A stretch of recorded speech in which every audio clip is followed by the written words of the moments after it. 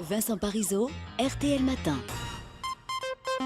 Il est 7h49 et donc votre invité ce matin, Jean-Michel Apathy, est un ancien Premier ministre de Jacques Chirac qui est aujourd'hui candidat à l'élection présidentielle. Bonjour Dominique de Villepin. Bonjour Jean-Michel Apathy. Jacques Chirac a été condamné hier par le tribunal correctionnel de Paris à 2 ans de prison avec sursis pour détournement de fonds publics, abus de confiance, prise illégale d'intérêt. Ce jugement est très sévère. Comment y réagissez-vous, Dominique de Villepin? D'abord, c'est un sentiment de peine. Je connais bien Jacques Chirac et je sais que un tel verdict l'affecte. Mais c'est un tout autre Jacques Chirac dont j'ai envie de parler ce matin. Un homme qui a consacré sa vie au service des Français, un homme de combat. Moi, je retiens l'homme du Veldiv, je retiens l'homme qui s'est battu pour les grands enjeux de la planète, pour l'environnement. Et puis, je retiens l'homme du non en Irak, à la guerre en Irak. Je crois que c'est ça, Jacques Chirac. C'est un homme de combat. Et c'est l'image qui importe. Aujourd'hui, on veut regarder par un autre bout de la lorgnette sa vie. Je ne crois pas que cela soit conforme à l'engagement qui a été le sien pour les Français pendant tant d'années. C'est votre manière de dire votre tristesse devant ce jugement? Oui, parce que je crois que la justice, c'est aussi de remettre chaque chose à sa place. Et il ne faut pas relire l'histoire à l'envers, surtout quand l'histoire s'écrit tardivement, si tardivement.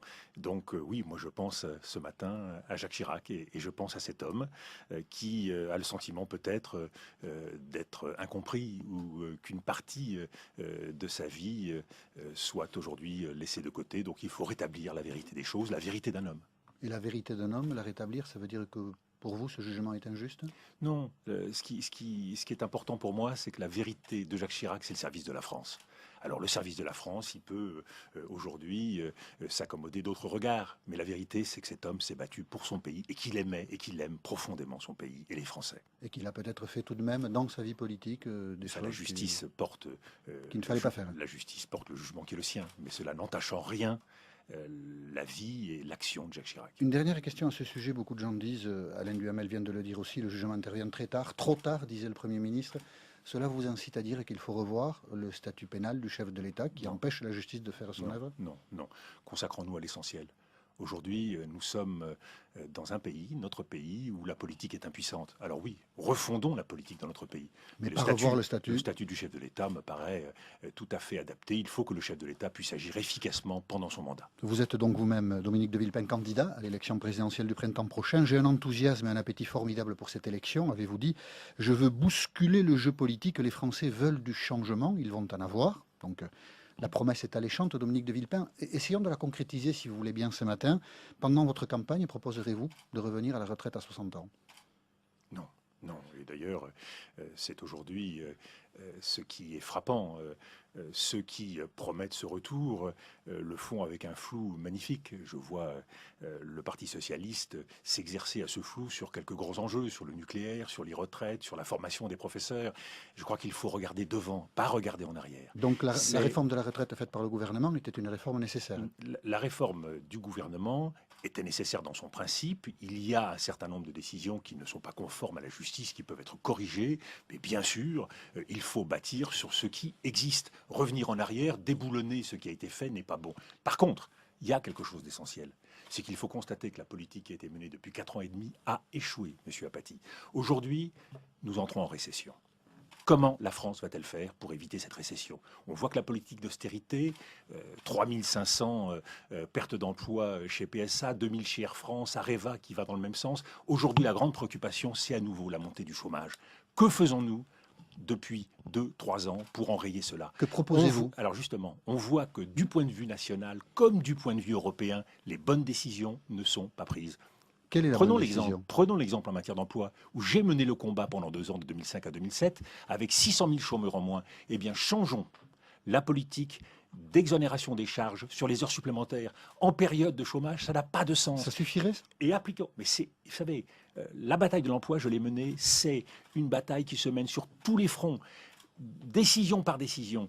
Et c'est comme cela qu'on réduit le problème du chômage. Donc il y a un combat à mener. Ce combat, il faut le mener par tous les moyens. Aujourd'hui, nous n'avons pas les outils pour changer la politique. Il faut, je l'ai dit, un gouvernement resserré. Il faut 8 régions pour mener un vrai combat en Europe et dans le monde. C'est donc tout un dispositif de refondation qui est indispensable. Et à l'échelle européenne, arrêtons de mettre la poussière sous le tapis. Ayons une vraie discussion avec les Allemands pour mutualiser la dette et pour changer le statut de la Banque Centrale Européenne. C'est la seule façon d'empêcher les marchés de nous emporter dans leur folie. Défendrez-vous, pendant votre campagne, Dominique de Villepin, la sortie du nucléaire? Non, il faut diminuer la part du nucléaire dans notre consommation globale. Le candidat Hollande a raison. Oui, mais il faut le faire de façon réaliste. Et c'est là, Tout à fait, oui. c'est dans les modalités que se situe aujourd'hui le véritable choix. Supprimer le nucléaire, c'est absurde compte tenu de l'importance que cela revêt pour la Mais France. réduire sa part. Réduire sa part de façon réaliste et en s'assurant que les énergies renouvelables sont susceptibles de prendre la place dans des délais raisonnables. Préconiserez-vous, Dominique de Villepin, l'embauche de nouveaux fonctionnaires dans l'éducation nationale? Non. Je crois qu'il faut faire avec ce que nous avons une meilleure répartition.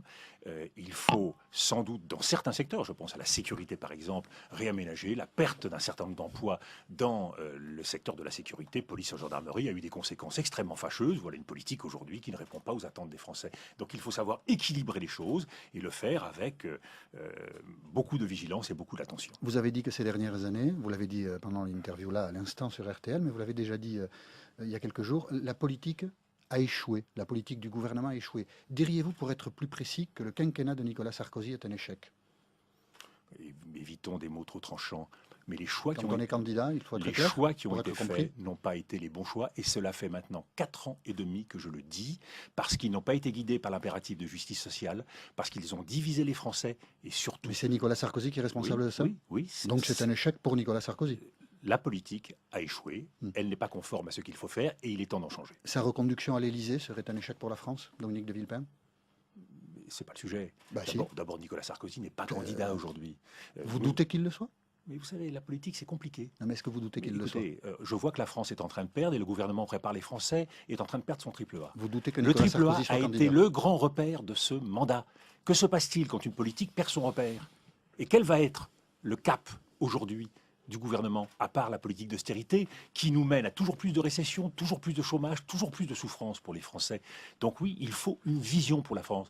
Moi, je suis optimiste, vous l'avez dit tout à l'heure, parce que je crois dans les capacités de notre pays, à condition de se doter des moyens, de changer de méthode. Il faut rendre la parole aux Français, et les Français vont reprendre le pouvoir dans cette élection présidentielle, et je suis pour un référendum qui suive immédiatement l'élection et qui adopte le corps de mesures susceptible d'assurer le redressement de la France. Et donc vous doutez que Nicolas Sarkozy soit candidat à cause des Je difficultés? dis qu'aujourd'hui, nous sommes dans une situation mouvante et que les deux représentants des grands partis sont en difficulté. Dominique de Villepin, qui pense que la situation est mouvante, remarquez ça, c'est pas faux. Et qui Était doute l'invité de de la On est au moins candidature d'accord sur ce point, Ah, Jean-Michel oui, ça, Apathy. c'est- du président Bonne sortant. journée. Bonne journée et puis À l'année rendez-vous en prochaine. 2012. Merci Allez, Jean-Michel bonnes Apathy. vacances, Vincent.